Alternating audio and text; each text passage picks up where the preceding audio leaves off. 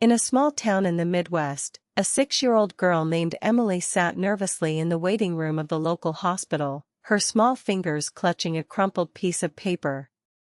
The man beside her, who she referred to as her father, had a cold demeanor that sent shivers down her spine. Despite the bright afternoon sun streaming through the windows, the atmosphere was heavy with tension. Emily had been drawing, but her artwork was far from typical for a child. Instead of rainbows and flowers, her drawing depicted a man in a white coat, lying on a hospital bed, with strange tubes connected to him. The man's eyes were colored red, and in his hand, he held a syringe from which a dark liquid dripped. "Emily Thompson," called a nurse, her voice cutting through the silence. Emily flinched, pressing the drawing tightly against her chest as she glanced up at the man beside her, fear flickering in her eyes like a trapped animal ready to flee. "Come on, Em," he said, rising from his seat. His voice lacked warmth, sounding mechanical instead. Slowly, she stood, still clutching the drawing. As they passed the reception desk, Nurse Kate, who had worked at the hospital for years, noticed the girl's anxious expression. Something felt off. The bond between Emily and the man didn't seem right. The door to the examination room swung open, revealing Dr. Mark Johnson, a man in his 50s with a friendly smile. "Hello there. What seems to be the problem?" he asked, his gaze shifting to the man. "She's been having stomach pains for 2 weeks, and her fever won't go down," the man replied, his tone lacking concern. Dr. Johnson turned his attention to Emily. "Where does it hurt the most, sweetie?" Emily simply nodded, her grip on the drawing tightening. "Maybe she ate something bad," the doctor suggested, but Emily whispered, "Mommy said, don't." A heavy silence fell over the room. The man's face tightened, but he quickly forced a smile. "She's been having strange dreams lately," he added, attempting to sound casual. Dr. Johnson's expression shifted to one of concern. "I see. And your mother?" "She died last year," Emily said quietly, her eyes downcast. Dr. Johnson's heart sank. Something was very wrong. The girl's behavior, the man's coldness, and the drawing in her hands painted a troubling picture. "Emily, can you show me what you drew?" he asked gently. She shook her head, casting a furtive glance at the man. "It's okay, sweetie." "The doctor is nice," he said, but his voice held an edge of threat.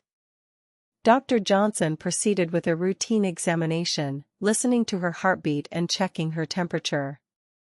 But when he pressed on her abdomen, Emily flinched. "Does that hurt?" he asked. She nodded, her expression revealing not just pain but something deeper. "Let's do an ultrasound to get a better look," he decided. As they walked to the ultrasound room, Emily held the drawing close, refusing to let it go even as she lay on the examination table. Dr. Johnson applied the cold gel to her stomach, and she shivered. But what appeared on the screen made his heart race. His hand trembled as he stared at the images. There were scars and signs of surgical incisions in her abdomen, evidence that should not be present in a child. Even more alarming was that these wounds were not fresh, they were healing. What is this?" he murmured, his voice barely above a whisper. "Is something wrong?" the man asked, irritation creeping into his tone. Dr. Johnson continued to scrutinize the screen, his mind racing. At that moment, Emily's drawing slipped from her grasp and fluttered to the floor. The image of the man in the white coat with red eyes and a syringe, dripping blood, sent chills down his spine. This was no mere child's fantasy. "Emily?" he asked, his voice shaking. "Who is this man in your drawing?" She remained silent, tears streaming down her cheeks, heavy and silent, as if she had learned that even crying was a luxury she could not afford. In a barely audible whisper, she said, "Mommy said to run, but I couldn't." The weight of her words hung in the air, thick and suffocating. Dr. Johnson's heart raced as he realized the gravity of the situation. Something terrible had happened to this child, and it might still be happening. That night, sleep eluded him. The images from the ultrasound haunted him. The scars on Emily's small body were not accidental, they were deliberate. But why? The next morning, Dr. Johnson cautiously began to ask his colleagues about recent pediatric surgeries. "Have we had any children with abdominal surgeries lately?" he inquired. Nurse Kate frowned. "Well, there was a child with appendicitis a few days ago. We sent him to a larger hospital. We don't do many surgeries here." Dr. Johnson nodded, his mind racing. If they rarely performed surgeries, then what had happened to Emily? During his lunch break, he wandered the hospital, hoping to find a clue. In the basement, he encountered Anna, a janitor who had worked there for over 20 years. "Anna, did you happen to see a girl named Emily yesterday?" he asked. The woman paused, her hand stilling as she held a mop. "Emily? The 6-year-old? Yes, I saw her. She was with another woman." His heart quickened. What did she look like? About average height, wavy hair to her shoulders. She always wore a blue necklace, a little butterfly pendant. Emily loved to touch it. Dr. Johnson scribbled notes furiously. "Do you remember her name?" "Zoe, I think." "I heard it at the reception," Anna replied. But it was strange. Zoe always called Emily sweetheart, but the man yesterday just called her by her name. And Emily seemed scared. Dr. Johnson's suspicions solidified into certainty. "Have you seen Zoe recently?" "No, not since late March.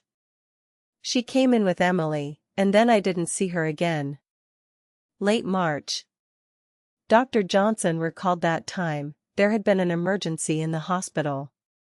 A young woman had been brought into the ER. "Do you remember that patient who came in during late March?" he asked. Anna's face darkened. "Oh, that Zoe. She came in at night. Such a shame, so young. What happened to her?" Word was it was a surgical error. They were doing something at another hospital, and it went wrong. They had to transfer her here. But she didn't make it. Dr. Johnson's mind raced. If Zoe was Emily's mother and had died due to a surgical error, then who was the man with Emily? "Do you remember anything else about that night?" he pressed. As Anna cleaned, she furrowed her brow. There was something odd. Before she lost consciousness, Zoe kept mumbling, "Take care of Emily. And if they find out, Emily is in danger." I don't know what she meant, but her voice was desperate.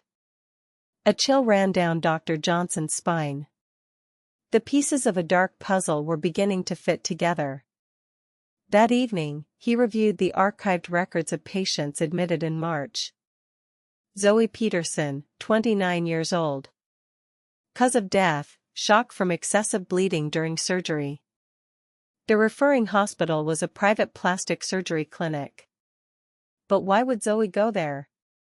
Dr. Johnson pondered. What surgery did she have? He called the clinic. "Hello, I'm inquiring about a patient, Zoe Peterson, who was admitted in March." "Oh, that case," the voice on the other end changed. "It's closed. We agreed not to discuss it further. Everything has been settled with the family. I'm sorry, but I can't disclose any more information." The call abruptly ended, leaving Dr. Johnson with a sinking feeling. They were hiding something. Later that evening, Anna spotted Emily again. The girl was with the same man, standing outside a pharmacy. Anna watched from a distance, her heart heavy. Emily still clutched the crumpled piece of paper, drawing something. When the man entered the pharmacy, Anna approached Emily cautiously. "Emily?" The girl looked up, fear still evident in her eyes. "I remember you, Grandma," she whispered. Anna's heart ached. "Do you miss your mommy?" Emily nodded silently and showed Anna her drawing. This time, it was different. The man in the white coat with red eyes was there again, but beside him, the word Mom was written backward. "Who is this man in your drawing?" Anna asked gently. Emily glanced around before whispering, "Mommy said to run. She said this man does bad things, but Mommy didn't get away." Anna's heart raced. "What bad things?" "He took something from Mommy's belly, and it hurt her very much." Just then, the man emerged from the pharmacy. Emily quickly hid the drawing and fell silent. "Hello, ma'am," he greeted awkwardly. Anna scrutinized him closely. He didn't resemble a loving father at all. His behavior around Emily felt unnatural, and most importantly, the way Emily looked at him was filled with fear. "You're Emily's father, right?" "I don't think I've met you before," she said, her voice steady. "Yes, I am." "And you are?" "I'm Anna. I work at the hospital. Emily and her mother were friends of mine." The man's expression faltered for a moment. "Zoe was a good person. It's a shame she's gone." "Yes, it is," Anna replied, her heart racing. He took Emily's hand. "But we have to go now." "Just a moment," Anna interrupted. "Emily, would you like a candy?" The girl nodded gratefully, but the man interrupted sharply. "No, thank you. Emily can't have sweets." "Mommy let me," Emily whispered. The man's face tightened. "Emily, I told you, Mommy isn't here anymore." Tears streamed down Emily's cheeks, but she held back her sobs. Seeing this, Anna felt a deep sense of dread. Something was very wrong. That night, Anna sat at her kitchen table, flipping through an old photo album. The pages were filled with memories from the early days of the hospital where she had worked for decades. One black and white photograph caught her eye, a group of young medical staff, all smiles and optimism. But it was one face that sent a chill down her spine. The man in the photo bore an uncanny resemblance to the figure that had appeared in her granddaughter Masha's drawing. Underneath the image, a name was scribbled, but someone had deliberately obscured it. Curiosity piqued, Anna grabbed a magnifying glass and leaned in closer. After a moment of squinting, she could make out the name, Paul Morozov, the head of anesthesiology. A shiver ran down her back. Why had his name been erased? And why had Masha drawn him? The next morning, Anna arrived at the hospital earlier than usual, her mind racing with thoughts of the photograph. Paul Morozov's name echoed in her head. She made her way down to the staff lounge in the basement, where old photographs adorned the walls, chronicling the hospital's history from its inception to the present day. As she examined the images, one in particular stood out, a group photo from 1998. The young doctors and nurses beamed at the camera, but one woman caught Anna's attention. Her hands trembled as she recognized Zoe, a former patient. Anna had always thought Zoe had only visited the hospital as a patient. Why was she in a staff photo? Looking closer, Anna noticed a name tag pinned to Zoe's chest, Nurse Zoe Peterson. Around her neck, a blue necklace sparkled, featuring a butterfly pendant. Anna read the caption beneath the photo, "Welcome evening for new staff, 1998. New nurse, Assistant Zoe Peterson, and head of anesthesiology Paul Morozov." Again, that name, Paul Morozov. Flipping through more photographs, Anna stumbled upon a shocking discovery. In a 1999 photo, Zoe's name was crossed out with a black marker, as if someone had done it intentionally. From 2000 onward, Zoe completely vanished from the photos. What happened? Anna murmured to herself. Just then, a voice interrupted her thoughts.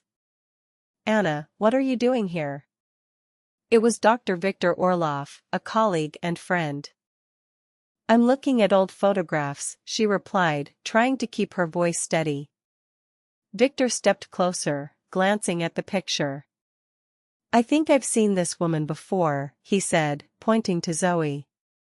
Isn't she Masha's mother? Yes, that's her, Anna confirmed, her heart racing. But it's strange. I always thought she was just a patient here. Victor's expression shifted to one of genuine surprise. The same Zoe who passed away in March? Yes, that's her.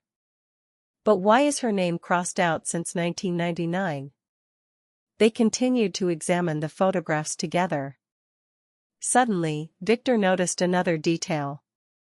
Anna, look, Paul Morozov also disappeared from the photos after 1999. It was true. Until 1998, Morozov had appeared in numerous pictures as the head of anesthesiology, but starting in 1999, there was no trace of him. Something must have happened for both him and Zoe to vanish simultaneously. Anna recalled a significant event from that time. Oh, I remember. There was a huge scandal in 1999. A lot of medical narcotics went missing from the operating room. Missing narcotics? Victor echoed, surprised. Yes, fentanyl and other drugs.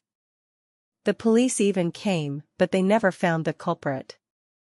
The whole hospital was buzzing about it. Could Zoe and Paul have been involved somehow? Victor suggested cautiously. Anna nodded slowly. Perhaps they both left quietly because of it. Victor was deep in thought, piecing together the puzzle. Zoe had worked there. She could have been involved with Morozov in something illicit. Then she had left. 20 years later, Zoe died due to a medical error, and now her daughter Masha was in danger. Do you remember any details from that time? Victor asked. Anna paused, her mind racing back. I remember Zoe suddenly submitted her resignation. Just days before, she seemed very anxious, always looking over her shoulder and whispering on the phone. She looked scared, like someone was following her. Did she ever mention anything unusual? Victor pressed. Yes. Anna exclaimed, her eyes widening. She once said something strange to me. If anything happens to me, please take care of my daughter. Her daughter? Was Masha already born then? Victor asked, surprised. No, she was pregnant. She had a noticeable bump. A chill ran down Victor's spine. So, 20 years ago, Zoe sensed that she and her child were in danger. Do you know where Zoe went after that? Victor asked. She mentioned going to New York. Wanted to start a new life, but then we lost contact. They both stared at the photograph in silence. Suddenly, Anna noticed something else. Look here, she pointed to the corner of the 1998 photo. A small note was attached. Zoe, be careful. They suspect you. Signed PM. The initials matched Paul Morozov. Victor read the note carefully. Interesting. Who do you think he was referring to? Just then, the door swung open, and the facilities manager walked in. Victor, Anna, what are you doing here? We're just looking at old photographs, Victor replied calmly. The manager glanced at the photo, his face tightening momentarily. Those times brought back many bad memories, he said, pausing. There were illegal activities happening in the hospital. Some doctors were stealing medical narcotics. That's why Zoe and Morozov left. I heard Zoe left because she was pregnant, but Morozov. The manager lowered his voice. He was the ringleader. Anna and Victor exchanged worried glances. The ringleader? Anna asked, incredulous. Yes. Morozov used extra doses of anesthetics on patients during surgeries, keeping the leftovers for himself to sell illegally. Does that mean Zoe was involved too? Victor asked cautiously. The manager shook his head. No, she wanted to report him, but he threatened her. She was pregnant, and he warned her he would harm her child. Victor felt a wave of nausea. So, Zoe couldn't say anything. Exactly, the manager sighed. In the end, she quietly resigned and moved to New York. Morozov disappeared shortly after. It was as if he vanished. Is there a chance he could come back? Anna asked, her voice trembling. The manager looked at them, his eyes glinting in the dim light. If he returns, he might want revenge on Zoe for trying to turn him in. At that moment, both Victor and Anna realized the same thing. Zoe was gone, but her daughter Masha was alive. If Morozov had indeed returned, he might seek revenge through her. Anna looked again at Zoe's face in the photograph. Now she could clearly see the fear hidden behind her bright smile. Zoe, Anna whispered softly, what you feared has come true. All three of them arrived at the same conclusion, Masha was in danger. That night, Victor couldn't sleep. He kept replaying Anna's words and the photographs from 20 years ago in his mind. Paul Morozov, Zoe Peterson, the disappearances, and the missing narcotics, it was all connected. Late that evening, he glanced at Masha's ultrasound picture again. The next morning, he received the results of additional tests, CT scans, and blood work. When he saw them, he went pale. Masha's abdomen showed signs of multiple surgeries. But even more shocking was the blood test result. Traces of powerful anesthetics, propofol and fentanyl, the very drugs that had gone missing from the hospital 20 years ago, were found in her blood. Victor's hand trembled. This was not just child abuse, someone was conducting illegal medical procedures on this little girl. He decided to report it to the police immediately. However, as he approached the police station, he witnessed an unexpected scene. The man who had come with Masha was speaking to a police officer. Victor watched their conversation from his car. The man was filling out some paperwork while the officer listened intently, nodding occasionally. After a while, the man exited the station. Victor hurried inside. Hello. I'd like to discuss the person who just filed a report. The duty officer looked up. Are you here about the child? Yes. What was his report about? The officer checked the form. Citizen Konstantin Volkov filed a complaint. He claims that the doctor treating his daughter is imposing unnecessary tests and making unfounded accusations, causing psychological trauma to the child. Victor was stunned. Volkov? He claims to be Masha's father? Yes, he asserts he is the biological father. Are you the doctor in question? The officer asked. Victor hesitated. If he objected now, with a complaint already filed, his words might seem unconvincing.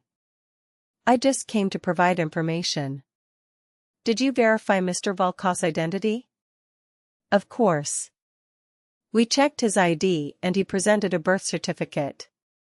The officer showed him the document. Victor studied it closely and noticed something odd. The birth date for Masha didn't match. Officer, this date is incorrect. If Masha is 6 years old now. The officer double-checked. That's strange. According to this date, she would be 8. When was this document issued? Yesterday.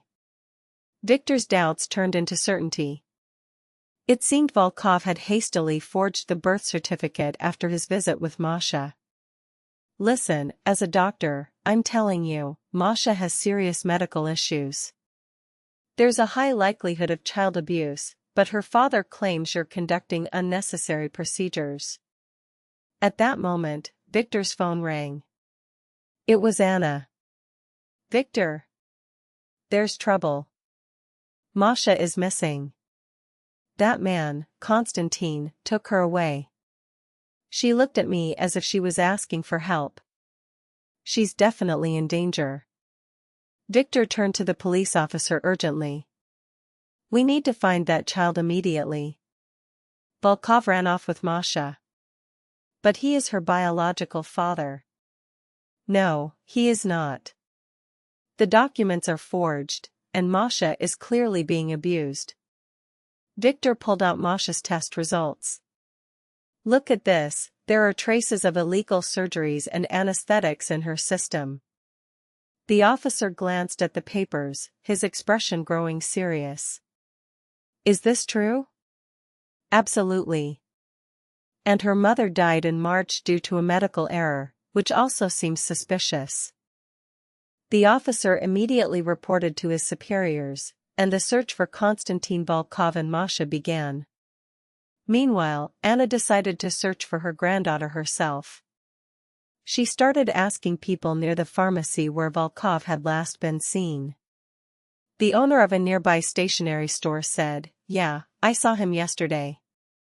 He got into a taxi with the girl and told the driver to take them to a quiet place." "A quiet place?" Anna asked, her heart racing. "Yeah. The girl kept trying to get away, and he gave her something to eat. Looked like candy." Anna's heart sank. It could have been a drug. "Did you happen to catch the taxi's number?" "No, just that it was blue." Anna began calling all the taxi companies. One driver recalled, "I took a man with a girl from the hospital area out to an abandoned house." "An abandoned house?" Anna repeated, her pulse quickening. "Yeah, an old cottage on the outskirts of the city. It's been empty for years." Anna quickly jotted down the address and called Dr. Orloff. "Victor, I know where Masha is." Dr. Orloff, along with the police, immediately headed to the location. The abandoned cottage was secluded, hidden away from the bustling city, and as they approached, the air felt thick with tension. The night was dark and unusually quiet as the police approached the old cottage on the outskirts of Portland, Oregon. The air was thick with tension, and the only sound was the distant barking of a dog. "Do you hear that?" "Sounds like a dog is tied up outside," one of the officers remarked, glancing at his partner. The house loomed ahead, silent and foreboding. The officer knocked on the door, calling out, "Police! Open up!" There was no response. Anna, Masha's grandmother, peered through a grimy window and gasped. "Victor! Over here," she shouted, pointing inside. Victor, a seasoned detective, pushed the door open with a kick. The hinges creaked ominously as they entered. There, sprawled on the floor, was Konstantin Volkov, lifeless. Beside him lay an empty bottle of pills and a note, the handwriting shaky and frantic. She knew too much. "I was just following orders. I didn't know she left a recording," it read. Victor's heart raced as he spotted a small recorder next to Volkov. He pressed play, and the voice of Zoe, Masha's mother, filled the room. "If my daughter survives, she will remember everything. And when she does, you will pay for it all." Suddenly, a faint rustling came from upstairs. The officers exchanged worried glances and rushed up the creaky staircase. In one of the rooms, they found Masha, clutching her mother's old t-shirt and silently crying. Anna gently pulled her from the closet, wrapping her in a warm embrace. Masha trembled but seemed to finally feel safe for the first time in a long while. Yet, the danger was far from over. The man mentioned in Volkov's note, the one giving orders, was still out there, lurking in the shadows. After bringing Masha home, Anna became her temporary guardian with the police's approval, but unease gnawed at her. Until the mastermind behind Volkov was caught, Masha remained in peril. That night, as Masha slept, Anna rummaged through an old box filled with letters and photographs exchanged between her and Zoe 2 decades ago. Perhaps there was a clue hidden within. As she sifted through the papers, she stumbled upon a final letter from Zoe, dated 1999. Anya, I think it's time to leave. What's happening at the hospital has crossed all boundaries, especially what Director Morozov is doing. It's beyond words. I'm pregnant, so I can't intervene directly. But what he's doing to the patients is not just drug trafficking, it's much worse. I overheard him mention an organization and that orders come from above.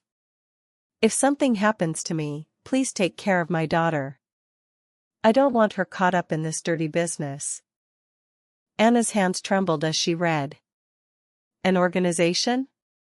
So, Morozov was just a pawn. The next morning, she shared the letter's contents with Victor. They decided to dig deeper into the events of 20 years ago. Victor descended into the hospital's basement archives, sifting through old documents, employee lists from 1999, surgical logs, and medication records. He soon uncovered a shocking fact. The amount of missing medical narcotics in 1999 was staggering. One person couldn't have pulled this off alone. There had to be a whole organized group behind it, he muttered. Meanwhile, Anna found another item in the basement, a dusty framed photograph tucked away in a corner. Wiping it clean revealed a picture of the hospital's board of directors from 1999. One name was blacked out. How strange, Anna mused.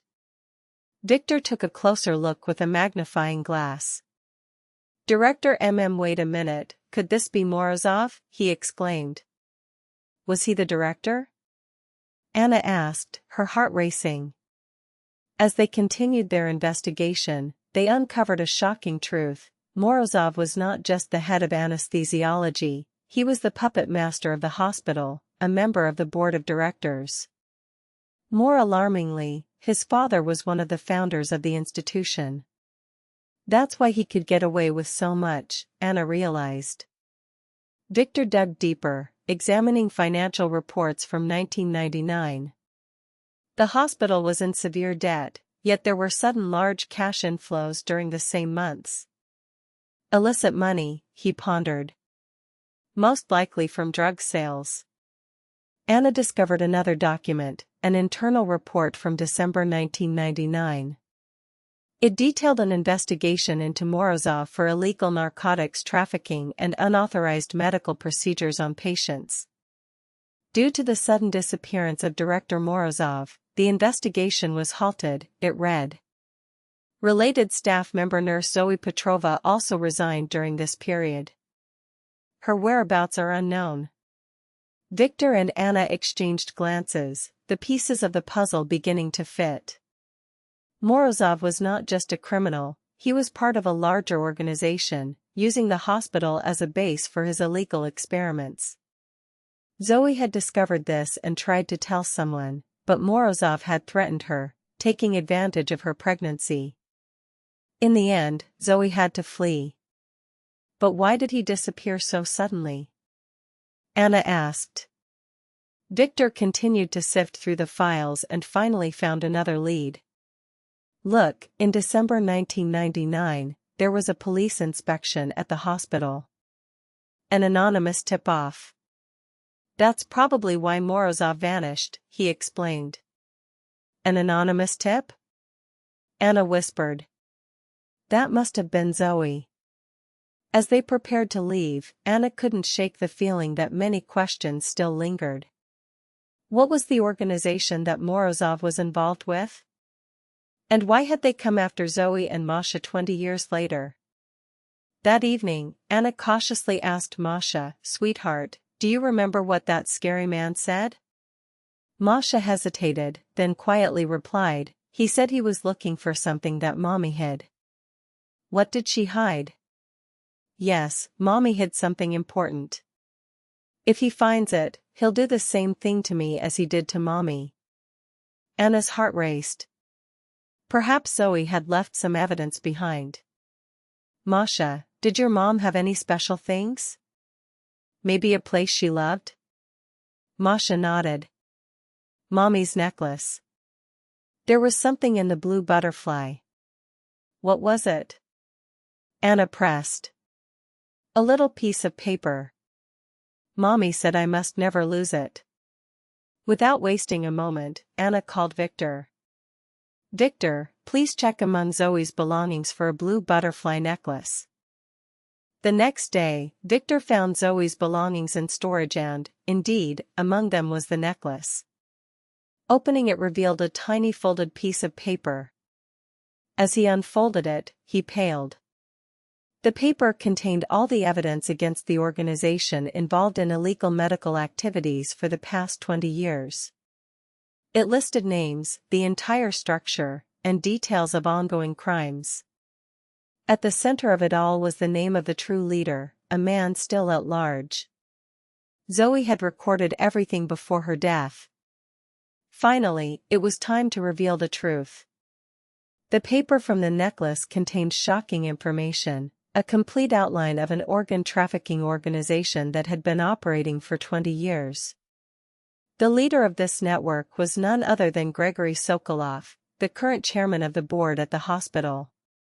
Victor read the lines with trembling hands. From 1999 to 2019, Sokolov had led this criminal network.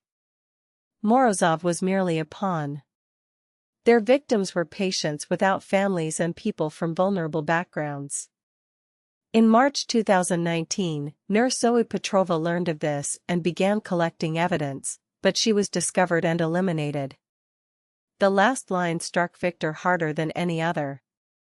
Next target, Masha. The child's organs have already been reserved for an overseas buyer. After my elimination, they plan to abduct Masha. Victor immediately contacted the police, but Sokolov had already vanished.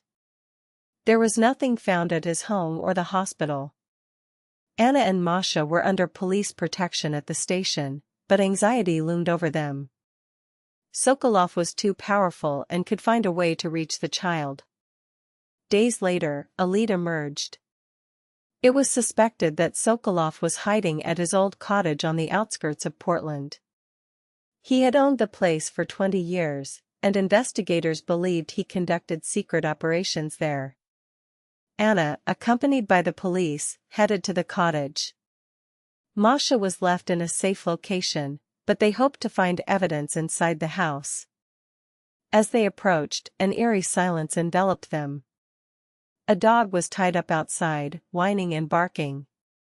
The police searched the house meticulously, but Sokolov was nowhere to be found. However, in the basement, they uncovered a horrifying sight: makeshift operating rooms and unidentified bodies. Anna felt sick. How many innocent people had perished here? On the second floor, they stumbled upon something even more chilling. One room was covered in photographs and files of victims. Among them were pictures of Zoe and Masha. A thick red cross marked Zoe's photo, while Masha's had the note in process. Monsters, Anna whispered, trembling with rage. But the most terrifying discovery awaited them in the attic. There, they found decades of records, income from organ trafficking, correspondence with foreign buyers, and lists of victims. These lists contained hundreds of names of people labeled as having died from medical errors or unknown causes. Anna looked at the lists, tears streaming down her face, mourning for the families who grieved without knowing the truth. In a corner of the attic, she found something else: old tapes labeled with dates and the words "Final Message." Anna inserted one into an old tape recorder. Zoe's voice echoed through the room. "If someone is listening to this, I'm already dead. In our hospital, there is an organization involved in organ trafficking, led by Chairman Sokolov and Pavel Morozov. They kill innocent people and sell their organs." The recording continued. "I gathered all the evidence, transactions, a list of buyers, information about the victims. I hid it in Masha's necklace. If I die, I believe someone will find it one day, and the truth will come out. Zoe's voice trembled.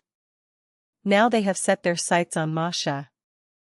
They say her organs are already reserved for a buyer abroad. I will do everything to protect her, even if it costs me my life. The recording ended with her sobs. Masha, I'm sorry I couldn't protect you, but one day the truth will be known, and you will be safe. Mommy promises. Anna, her face wet with tears, listened to the other tapes. They contained the last messages of other victims, all like a will left in anticipation of their own deaths. It was then that Anna understood, Sokolov and his people weren't just stealing organs, they were orchestrating everything so that the victims could never tell the truth. But Zoe was different. She fought until the end, trying to protect her daughter, believing that one day the truth would emerge. Subscribe to the channel,